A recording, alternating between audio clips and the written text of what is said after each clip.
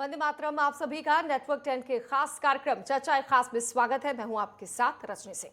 सावन का महीना चल रहा है, लेकिन कुछ बातें सुहावने मौसम के ठीक विपरीत है। देश में कहीं बारिश से बाढ़ का खतरा बना हुआ है, तो कहीं सूखे का संकट बना हुआ है। इससे आम जीवन की दिक्कतें तो है ही, खरीफ की फसल पर भी इसका असर पड़ने की आशंका है। गंगा के मैदान में धान की बुवाई धीमी है, तो दलहन की स्थिति भी ठीक नहीं है। तो आज हम इसी पर चर्चा करेंगे कि हमारी अर्थव्यवस्था पर क्या असर पड़ेगा, क्योंकि भारत ने 2020-21 के दौरान कृषि निर्यात में शानदार वृद्धि दर्ज की थी। निर्यात में तेजी लाते हुए बढ़ोतरी बढ़कर जो है निर्यात वो 41.25 बिलियन डॉलर तक पहुंच गया था, जो कि 17.34% बढ़ोतरी थी। कोविड काल में भी शानदार तरीके से कृषि के क्षेत्र में तेजी देखी गई थी। कृषि में व्यापार संतुलन में 42.16% का सुधार आया था, जो कि 14.51 बिलियन डॉलर से बढ़कर 20.58 बिलियन डॉलर हो गया था। इन तमाम बातों का हम जिक्र इसलिए कर रहे हैं क्योंकि बाढ़ से लोग परेशान हैं, किसान भी उदास है, और कहीं कोई स्थिति ऐसी भी है बिहार झारखंड में जहां पानी ही नहीं बरस रहा है, सूखे से भी किसान परेशान है।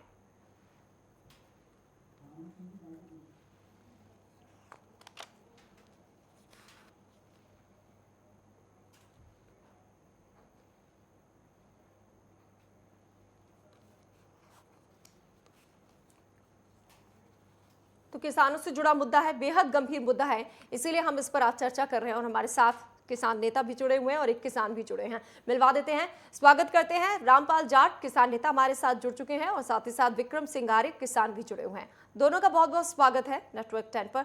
शुरुआत रामपाल जाट जी मैं आपसे करना चाहती हूँ। देखिए, सावन का महीना है, बरसते हैं बादल, ये उम्मीद हम करते हैं कि भाई बरसे बादल, लेकिन कहीं इतने ज्यादा बरस रहे हैं तब भी किसान परेशान, कहीं बरस ही नहीं रहे हैं, सूखा है। बाढ़ और सुखाड़ से कितना नुकसान हो रहा है किसानों को? रजनी जी, भारत की सारी अर्थव्यवस्था की रीढ़ वो कृषि है और भारतीय कृषि ये मानसून का जुआ है। मानसून पे निर्भर करती है यहाँ की कृषि। आज भी जो हमारा सिंचाई का क्षेत्रफल है पूरे देश में वो 40% से कम है। जी। 60% जमीन अभी भी मौसम के भरोसे है, बादलों के भरोसे है। और अभी जो नया ट्रेंड शुरू हुआ है कुछ वर्षों में, खंड वृष्टि का, एक गांव में बरसात है, आधे में बरसात है और आधे में नहीं है।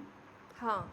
तो जहां बरसात नहीं वो क्या करेंगे, और जहां बरसात है वहां बुआई नहीं हो रही। इस कारण से दोनों तरफ से जो वर्षा का जो संतुलन हुआ करता था, एक नियमित बरसात होती थी, वो नियमित बरसात का समय मुझे लगता है अभी नहीं है।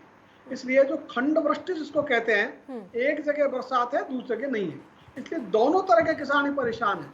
कहीं बाढ़ है और कहीं सूखा ही है। आपने सही कहा है। इस कारण से ऐसी स्थिति में सरकारों को जो योजना तैयार करनी चाहिए थी कि जहां बाढ़ है वहां बाढ़ नहीं आने दे, उस बाढ़ के पानी का संग्रह करें, जहां पानी नहीं पहुंचा वहां पहुंचाने की व्यवस्था करें। तो इसका उपयोग कैसे किया जाए, क्योंकि प्रकृति पर तो हमारा नियंत्रण है नहीं। हाँ। प्रकृति के अनुकूल हमको बनना पड़ेगा जी। तो प्रकृति के अनुकूल हम बने और हमारी खेती को, हमारे किसान को, हमारे देश की समृद्धि को, इनको सबको सहेज कर रखें।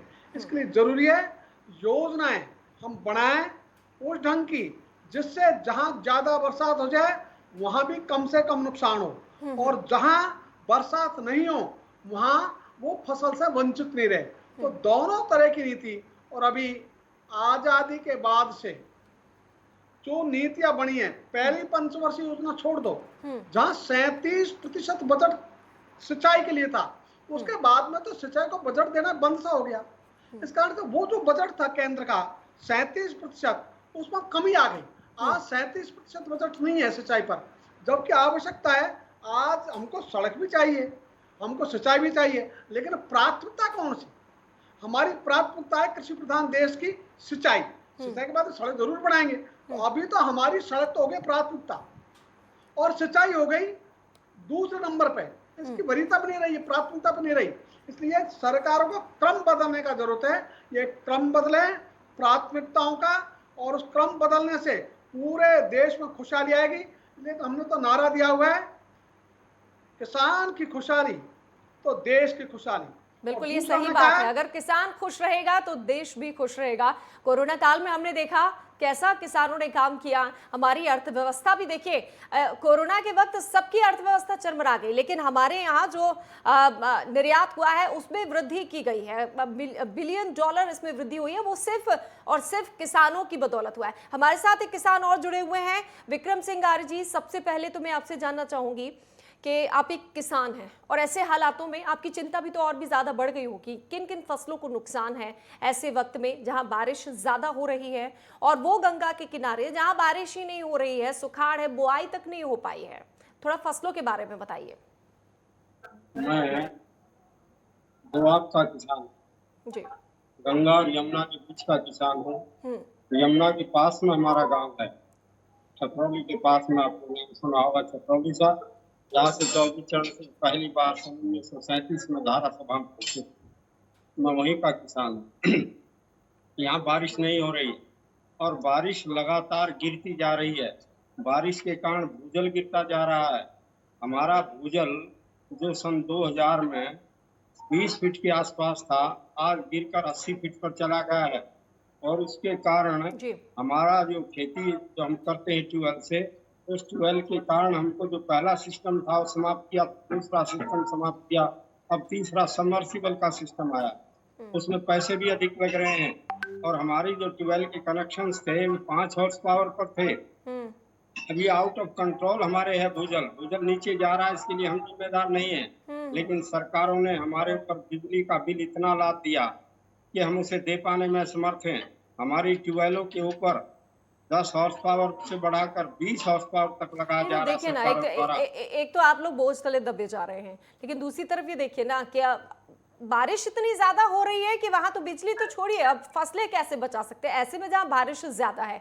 कौन सी फसलों को नुकसान होगा? क्योंकि गेहूं, चावल, दालें ये सब महंगे हो रहे हैं। यहाँ बारिश नहीं हो रही, इसलिए सब फसलों को नुकसान है। और जो दालों की आप बात कर रही हैं, दालें और तिलहनी जो फसलें हैं, उनको जो आवारा पशु हैं वे सब खा जाते हैं, इसलिए वो तो हम बो ही नहीं पाते। यहाँ केवल गन्ने की जो फसल है और आवारा पशुओं से कुछ बच पाती है। यानी बहुत सारी किसानों की समस्याएं हैं। बाढ़ हुआ, ज्यादा बरस गया पानी तो भी परेशानी है, ना बरसे तो भी चिंता बढ़ा रही हैं। बहुत सारी समस्याएं हैं और हमारे साथ अब पर्यावरणविद जुड़ चुके हैं, डॉक्टर कुलदीप मलिक जी। उनसे ही जानते हैं ये मेरी बात पूरी सुन लीजिए एक बार। आ रही हूँ सर, मैं आ रही हूँ। एक मेहमान और हमारे साथ जुड़े हुए हैं, उनसे हम जरा तारुफ करवा देते। मैं आऊंगी क्योंकि पूरी हम चर्चा इसी पर कर रहे हैं, किसानों पर, कृषि पर, खेती पर। मैं आ रही हूँ सर आपके पास। डॉक्टर कुलदीप मलिक जी, दोनों ही किसान हमारे परेशान हैं। ये सिर्फ दो नहीं, ऐसे ना जाने कितने किसान परेशान हैं। जहां बरस रहे हैं बादल ज्यादा वो भी नुकसान है, और जहां नहीं बरस रहे हैं, सूखा है, वो बुआई का इंतजार कर रहे हैं। मैं आपसे जानना चाहूंगी ये असंतुलन क्यों बना, क्यों ऐसा है? देखिए मैडम, जहां तक आप कह रहे हैं कि किसान ही परेशान है, मैं तो बिल्कुल गंभीरता के साथ इस बात को कहना चाह रहा कि इस देश के अंदर 140 करोड़ लोग हैं और पर्यावरण को लेकर आज हर कोई परेशान है। और जो परेशान नहीं है, मैं बिल्कुल गंभीरता से इस बात को बता दूं कि आने वाले टाइम में वो भी परेशान होंगे। अभी मैं अपनी बात को शुरू करने से पहले मैं परसों अभी भारत के जो है 15वें राष्ट्रपति ने शपथ ली, और मैं आपको बताऊं आपके चैनल के माध्यम से, जो 14वें राष्ट्रपति थे रामनाथ कोविंद जी, उन्होंने अपना जो लास्ट भाषण एज ए राष्ट्रपति दिया, उसमें भी उन्होंने जो है पर्यावरण खराब होते हुए पर्यावरण का जिक्र किया। और जो 15वीं राष्ट्रपति हमारी जो बनी, उन्होंने भी खराब पर्यावरण का जिक्र करा। और जहां पर ये उद्बोधन हो रहा था राष्ट्रपति भवन के अंदर, इस देश के सभी सांसद और सभी जो है जो अग्रणी पंक्ति के लोग हैं देश के, वे सारे उपस्थित थे। तो आज देश का पर्यावरण कितना खराब है, ये इतना सेंसिटिव मुद्दा है, लेकिन कोई लोग इसके बारे में बात नहीं करते। अभी अगर मैं किसान भाइयों की बात करूं, ये सारा का सारा जलवायु परिवर्तन जो हो रहा, और जलवायु परिवर्तन क्यों हो रहा? क्योंकि हम पर्यावरण के साथ जो है खिलवाड़ करते जा रहे। सरकार का पर्यावरण की तरफ ध्यान नहीं, सरकार जनता का ध्यान हिंदू मुस्लिम मंदिर मस्जिद में लेकर जा रही, लेकिन सरकार असली मुद्दों की बात नहीं करती। तो कहीं ना कहीं आपके चैनल के माध्यम जी बारिश जो हो रही है, जो लोग परेशान हो रहे हैं, इसलिए हम इस मुद्दे पर डिबेट कर रहे हैं। लेकिन मेरा ये सवाल है, किसानों से जुड़ा भी है, हमारी अर्थव्यवस्था पर क्या असर पड़ेगा। इसलिए मैं चाहती हूं कि हम इन विषय पर चर्चा करें तो ज्यादा बेहतर होगा।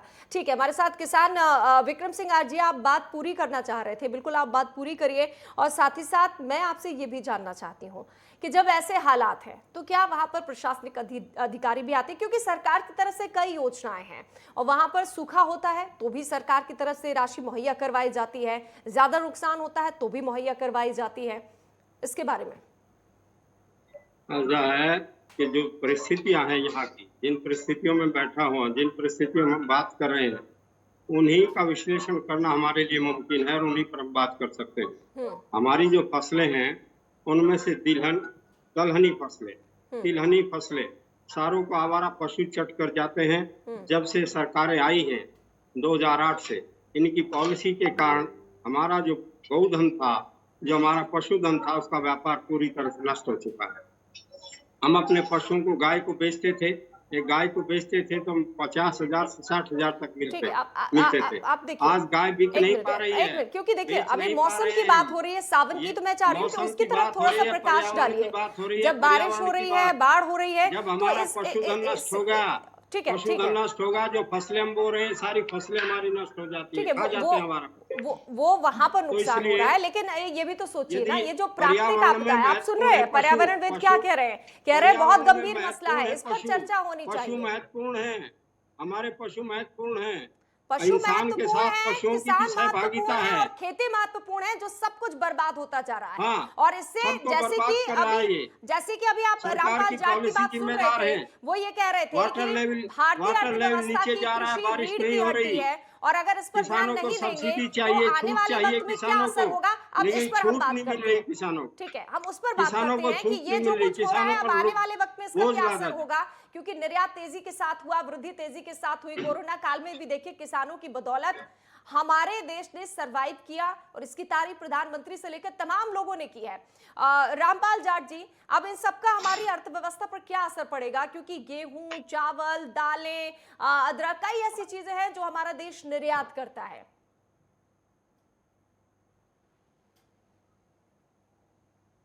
धान का भी निर्यात करता है और ये धान की बुवाई का समय है। यदि बरसात अच्छी होती है तो धान की बुवाई चाहे ट्रैक्टर हो, चाहे रोपने से हो, किसी भी ढंग से हो, ये समय यदि चूक गया तो फिर दोबारा नहीं आ सकता। इसलिए इस समय बरसात की जो आवश्यकता है उसके अनुसार धान की बुवाई हो जाए तो ये हमारे पूरे देश की समृद्धि के लिए, किसान की समृद्धि के लिए बहुत उत्तम बात है। इसी ढंग से जो हमारे देश से दलहन और तिलहन के उत्पादन की बात है, तो दलहन और तिलहन का उत्पादन जैसे बरसात ज्यादा हो जाती है तो वो खराब हो जाता है। हाँ। कम बरसात में बोया नहीं जाता, इसलिए उसके लिए संतुलित बरसात चाहिए। आज हमारा देश खाने का तेल और दालों पर तो आयात पर खर्च करता है, एक वर्ष का खर्च है 1,28,000 करोड़ रुपया। उतना पैसा हमारा जाता है विदेश में। और ये सरकारी नीति यदि ठीक हो जाए तो दलहन और तिलहन की फसल को, ये जो फसल विविधीकरण है उसको यदि लेकर आ जाए तो हमारे लिए ठीक हो जाए।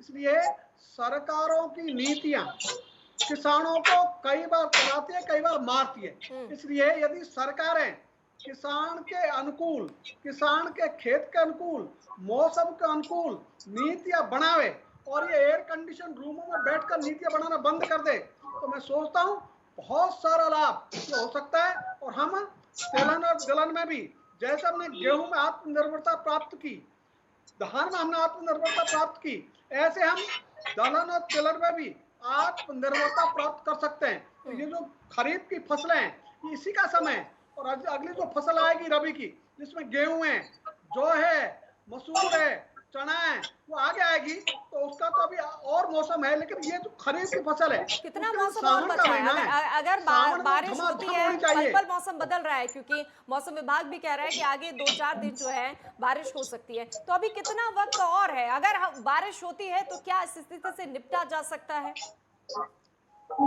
कल अमावस्या है रजनी जी, ये जो अमावस्या है सावन की, इस समय तक लोगों को लगता है कि अपनी बुवाई कंप्लीट हो जानी चाहिए। हाँ। और अभी बुआई कंप्लीट नहीं हुई, पूरी नहीं हुई। यदि 2-4 दिन में ये हो जाता है, जहाँ बरसात नहीं हुई वहाँ बरसात हो जाती है, तो ये हम सब के लिए, किसानों के लिए, देश के लिए शुभ हो जाएगा। तो हम तो आशा करेंगे कि जो मानसून है ये जल्दी आवे। जहां मानसून नहीं आ सकता वहां की व्यवस्था तो सरकार ही कर सकती है। वही मैं पानी का उसी संग्रहण पर के आ द्वारा। रही थी कि आप देखिए जहां पर नहीं बरस रहे हैं वहां पर सिंचाई की व्यवस्था हुई, बिजली, बाकी की व्यवस्थाएं, उनके जरिए भी तो हम निपट सकते हैं इस समस्या से। क्या निपट नहीं सकते हैं? निश्चित निपट सकते हैं, लेकिन उसके लिए पूर्व तैयारी चाहिए।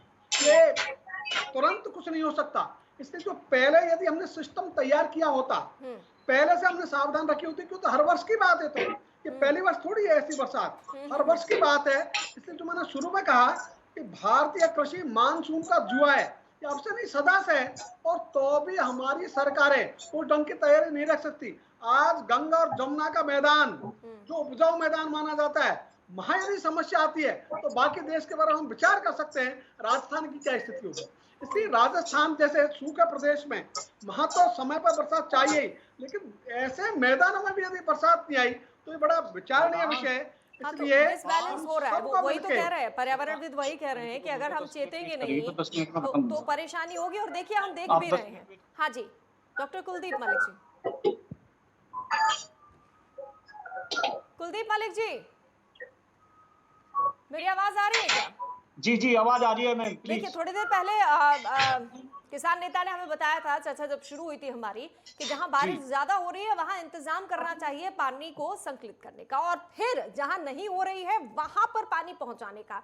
तो शायद ये जो नौबत आ गई है उससे निपटा जा सकता है। जी बिल्कुल मैडम, आप बिल्कुल सही कह रहे। किसी भी तरीके की परिस्थिति हो, देखो किसी भी तरीके की परिस्थिति हो, कोई भी समस्या हो, इस दुनिया में हर एक समस्या का समाधान है, लेकिन समाधान निकालने वाला चाहिए। और मैं तो ये भी बोल रहा कि ऐसी समस्या क्यों आ रही, हमें इसके ऊपर भी चिंतन और मनन करना चाहिए। ये समस्या क्यों आ रही, इस पे डिस्कस करने से पहले मैं ये बता दूं कि इस देश के अंदर जो देश का किसान है वो इतनी विपरीत परिस्थितियों में काम करता है, और जो बड़े बड़े नेता है, मैं तो कह रहा कि वो एक दिन किसान का काम करके देखे तब उनको पता चलेगा।